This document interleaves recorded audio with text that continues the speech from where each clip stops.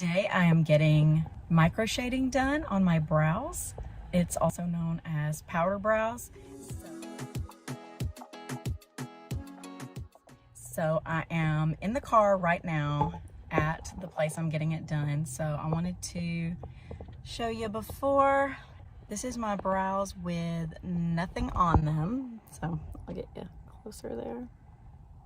I'll let you see what they look like when I come out. Getting numbed up, looking crazy right now. I just came out of the spa where I got my eyebrows done, and this is them fresh. They're a little red right now because obviously my skin is irritated underneath from being jabbed with needles for a little bit, and also the pigment is a little redder right at the beginning, she said, and then it neutralizes. So this is what they look like right afterwards, and I am super happy with them. They won't be this dark when they're completely healed. They'll be a little lighter than this, but I have a touch-up appointment for like tweaking and making everything perfect. So if they lighten up more than I want and I want them to go back a little bit darker, we can do that at the touch-up. But she said it's definitely easier to add more than to take away because it is a tattoo. So I am super happy with them. I think it just makes my face look so much better. Today is day 2. I got my brows done yesterday, and this is what they are looking like today. I don't have any makeup on them or anything. This is just what they look like. I did put some powder and some blush and some lipstick on the rest of my face, but I don't have anything on my forehead or my eyebrows. So that is how they're looking today. I wanted to answer some questions for you that I had before I went, that I looked up from other people's videos, and some of the information was easy to find and some of it was harder to find. So I'm going to tell you exactly what the process was, just let you know what to expect if you decide to get this done. So like I said, I got the Ombre powder brows. This is not microblading, this is micro shading.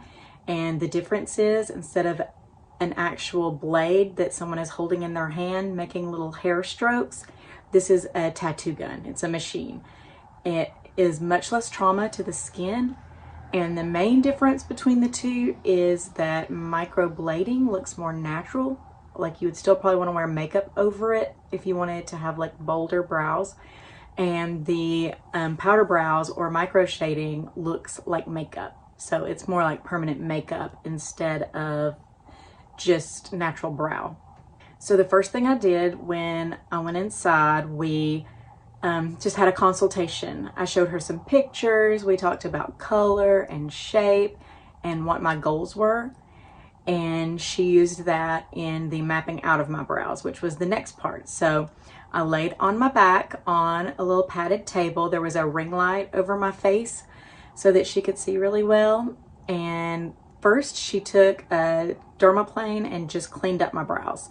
So any little stray hairs underneath or over the top, she just cleaned those up. She did not shave off my brows. A lot of people think that to get the micro shading or microblading that you have to like shave your brows, and some places do that, but she does not do that.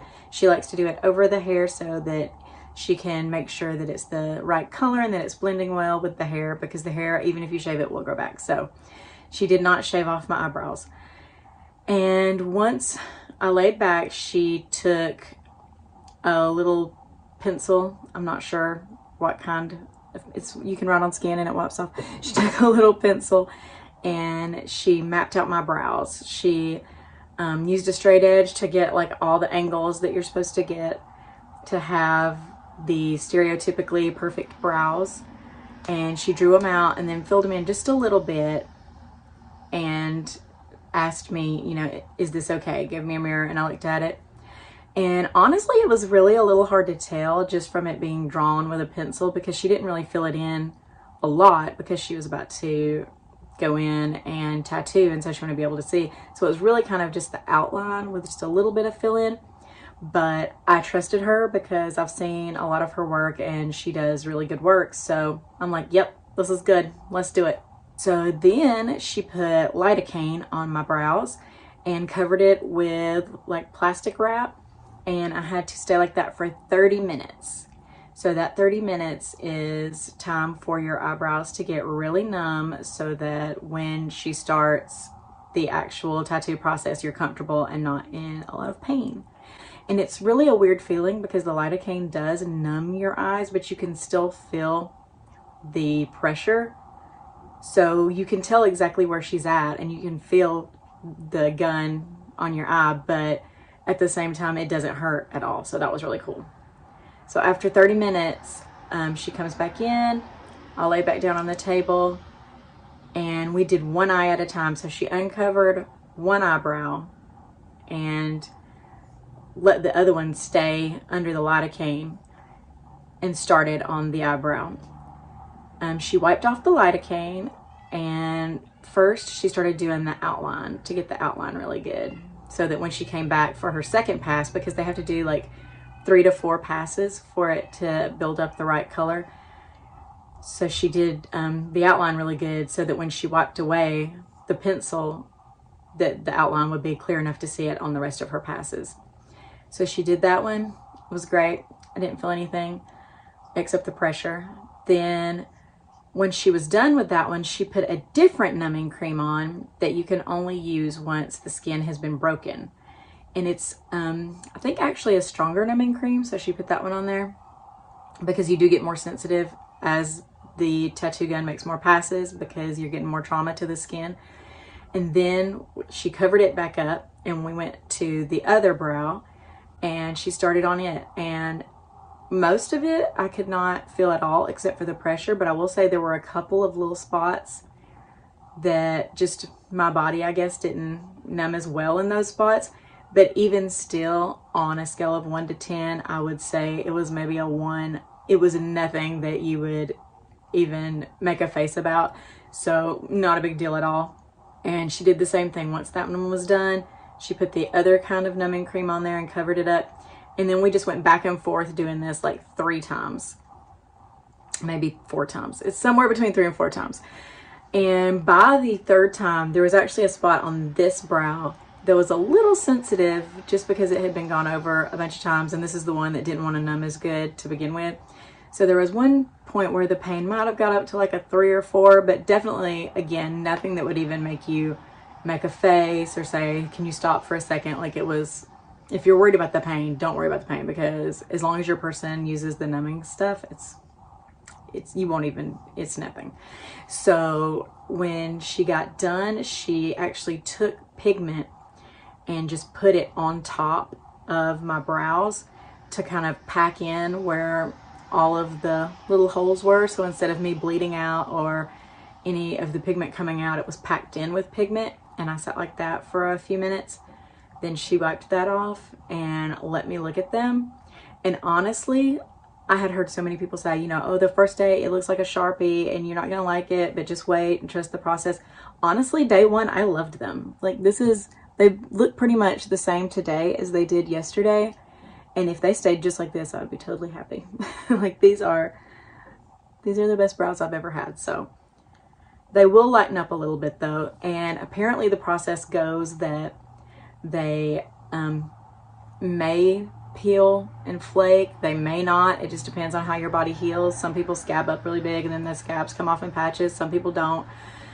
But regardless, they will take a little while to heal, like 5 or 6 days to get like the patchiness, if you get any of that, or the scabs gone. Then they will get lighter, like lighter than they're gonna be. And you'll be like, oh no, these are too light. And then the pigment will start to oxidize and you will go back to a darker color, but not as dark as you started out with. And like I said, she said that she likes to start with a little lighter hand so that when you come back for your perfecting touch-up, if you want to go bolder, she can make it darker. But if it's too dark to begin with, you can't take any away. So she goes a little lighter at first so that then you can get it darker at your perfecting one if you want that. And I figure when I go in for my perfecting one, unless I am really surprised with myself, I'm probably going to want them just a little bit bolder because I really like this look.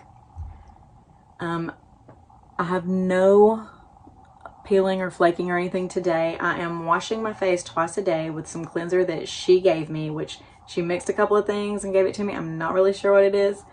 She said no rubbing. I have to like just take the cotton pad and kind of press it and roll it on my eye. And then I'm putting also twice a day, just, she said half of a pea size of Aquaphor between my fingers and just dab it on. So no rubbing anytime at all. You just dab it on. And then the rest of the time, my instructions are don't touch them. So I'm obsessively looking at them, but I'm not touching them. I will update later with how the healing process is going. If there's no change, I probably won't update until there is a change. So I'll see you whenever there's a change. Today is day 6. If you count the day that I got them done as day 1, which is what I'm doing. If you think it should be 24 hours from when I got it done before you say day 1, then this would be day 5. But I'm calling it day 6. I haven't updated in the last few days because there wasn't really anything to update about. But today we are peeling and patchy. So the scabs are starting to come off, and you can see she said it would be lighter underneath and then it would darken even later. So we have, look at that little piece is just barely hanging on there, but you're not supposed to pull any of the scabs off. I'm not. I haven't touched them. I'm being super good, following the rules, because I want them to take as well as they can and to last as long as they can. So just wanted to update you that by day 6 we have the peeling and the patchiness, and by day 10 it should all be done. So I will update once it changes. So my eyebrows are completely healed now. I have on makeup at the moment, but I have nothing on my brows. I have nothing on my brows, and you can see how they look now. I am also wearing the Lisa Frank eyeshadow palette from Morphe. I got it today. That's when my eyeshadow is kind of dramatic. I wanted to try a bunch of the colors, so I've been wearing it all day and it still looks like this, so the color payoff is really good. Highly recommend. But yeah, this is how the brows ended up, and I go back for my touch-up in just a few weeks, and I'm really happy with them right now, but I do think I'm going to get her to make them just a little bit sharper, a little bit darker, kind of like they were around day 3, which she said was normal. Most people like the day 3 brows the best. And I will make another video once my touch-up is done. But thanks for watching.